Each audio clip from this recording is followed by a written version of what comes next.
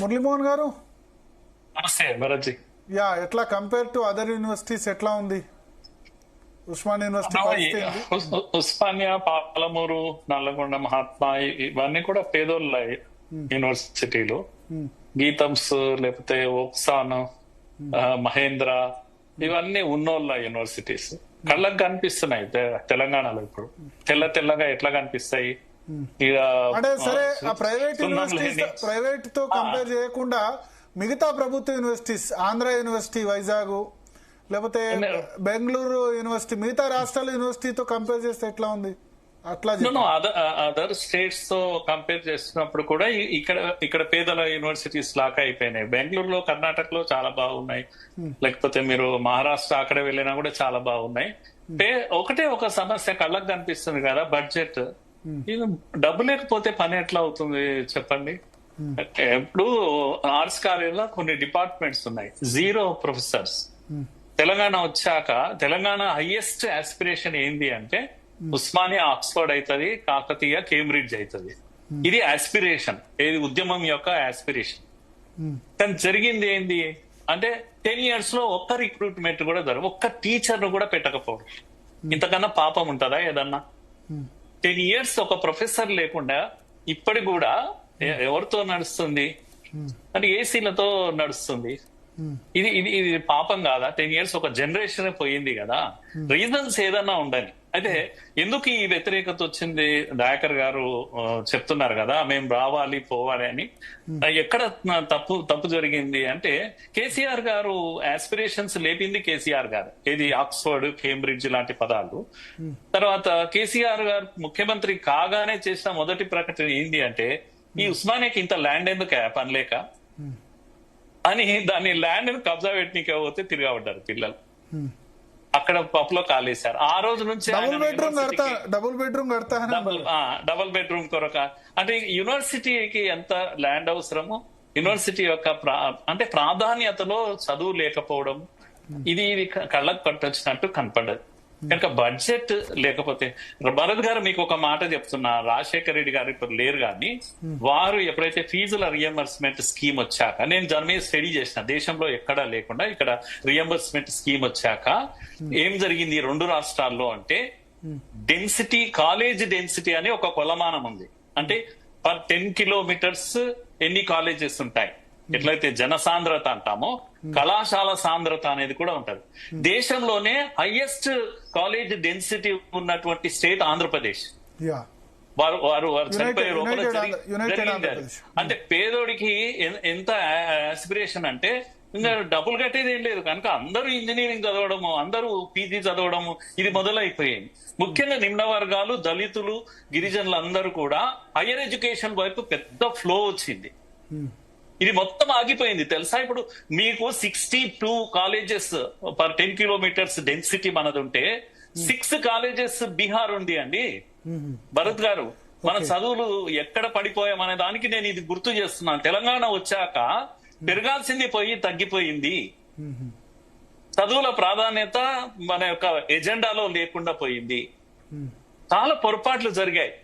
ఎక్కడికి పోయామేమో ఉద్యమం చేసిన పిల్లలు అందరూ కూడా ఈరోజు ఆంధ్రజ్యోతి ఆ మధ్యలో కొన్ని ఫోటోలు వేస్తే ఈ హాస్టల్ కాడ బయట స్నానాలు చేస్తుంటే సగం బట్టలతోటి చేస్తుంటే ఎంత దీనంగా అనిపించింది నాకైతే.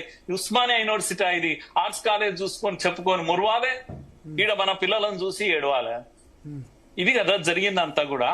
ఎందుకు కేసీఆర్ గారు రాష్ట్రపతిని పెట్టుకొని చాటుగా ఉండి మాట్లాడకుండా వెళ్ళిపోయారు? తను ఎందుకు తనకి ఈ పరిస్థితి వచ్చింది? తాను కూడా ఉద్యమంలో ముందుండి నడిపించింది. ఎప్పుడు అంటుంటాడు కదా కుర్చేసుకొని కూర్చుంటా అని. కొంచెం ఆర్ట్స్ కాలేజ్ మీద కూర్చుంటే నేను కొడతారా? ఎవడు కొడతారు? చాలా విఘ్నత ఉన్న పిల్లలు వీళ్ళు. శతాబ్ది ఉత్సవాలు 100 కోట్లు పెట్టి చేస్తామంటే గొడవ చేస్తారు, కోపం వచ్చినట్టుంది ఆయనకు. దేనికి అవుతుంది 100 కోట్లు? మరి శతాబ్ది ఉత్సవాలు జరిగిన తీరేంది? మీకు ఏం కావాలరా బాబు, వచ్చి నీ కూర్చొని బడ్జెట్ గింతుంది, ఇంత చేద్దాము, కొద్దిగా ఆగండి ఓపికతోటి, ప్రతి ఇయర్ పెంచుతా పోతుంటా అంటే నోరు మూసుకుంటారు ఆ పిల్లలు. ధైర్యం లేదు. ఎప్పుడైతే నీకు నీ నీ నీ మనస్సు ఇంటర్నల్ గా నీ మనస్సు ఏం చెప్తుంది, దృష్టి సరిగా లేకపోతే భూములు లాగేసుకోవాలనుకుంటే పిల్లలు కూడా అట్లాగే జవాబిస్తారు కదా, వాళ్ళు ఊరికేనే ఏమి ఇవ్వరు. కానీ కాంగ్రెస్ ఇప్పుడు ఏం చేయాలంటే కనీసము ఇప్పుడు రేవంత్ రెడ్డి గారు వచ్చారు, కనీసం వచ్చారు అనేది నాకైతే సంతోషం. ముఖ్యమంత్రి ధైర్యం చేసి వచ్చేసారు. ఏం చేయరు, ఇప్పుడు ఈ రోజు ప్రూవ్ అయింది కదా, ఏం చేయరు ఈ పిల్లలు. ఉస్మానియా పిల్లలు చాలా తెలివైనటువంటి పిల్లలు, విఘ్నత ఉన్నటువంటి పిల్లలు, ఎప్పుడు ఏం చేయాలనో తెలిసినటువంటి పిల్లలు. అందుకే ఇప్పుడైనా కూడా రేవంత్ రెడ్డి గారు మాట మీద నిలబడాల్సి వస్తుంది. 1000 కోట్లు అనేది ముచ్చట కాదు. ఇది ఈ 3 ఏళ్లలో 1000 కోట్లు ఇచ్చినా కూడా చాలా గొప్ప విషయం అవుతుంది. 1000 కోట్లు మూలాలు మార్చొచ్చు యూనివర్సిటీకి. ఫస్ట్ థింగ్ చేయాల్సింది అకాడమిషియన్స్.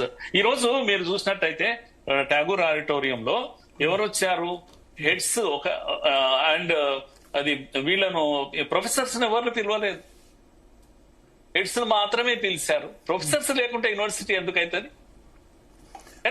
తర్వాత ప్రొఫెసర్ పోస్టులు ఎన్ని ఉన్నాయి? 30% ఫిల్అప్ అయి ఉన్నాయి అంతే కదా?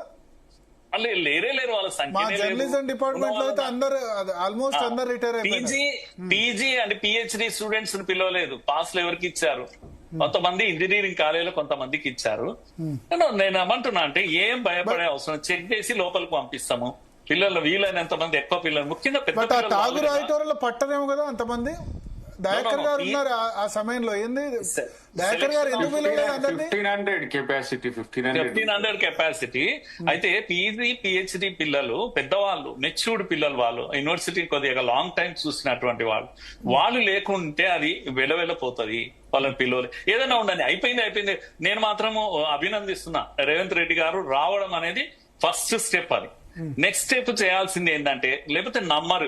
ఇప్పుడు నమ్మరు, మీరు బడ్జెట్ ఇవ్వకపోతే నమ్మరు. 1000 కోట్లు ఎక్కడి నుంచి తెస్తారో తీసుకురావాలి. ఫస్ట్ ఒక 500 కోట్లు ఆడబడేయాలి. ఇంకా కొంచెం టైం తీసుకోవాలి. ప్రభుత్వానికి కష్టాలు ఉన్నాయి చెప్పాలి, ఓపెన్ గా చెప్పాలి, చేయాలి. అకాడమిషియన్స్, ముఖ్యంగా టీచర్స్ రిక్రూట్మెంట్ వెంటనే దృష్టి పెట్టాలి. ఈ రిక్రూట్మెంట్ మాత్రం దాంట్లో క్వాలిటీ ఎక్కడ మర్చిపోవద్దు. ఇంటర్నేషనల్ ప్రొఫెసర్స్ ను కొందరు ఇన్వైట్ చేయాలి, మన వాళ్ళు బయట ఉన్న వాళ్ళని. ఎందుకంటే ఇప్పుడు మనకు హెడ్స్ లేరు, అసలు హెడ్ ఆఫ్ ది డిపార్ట్మెంట్స్ కూడా లేరు.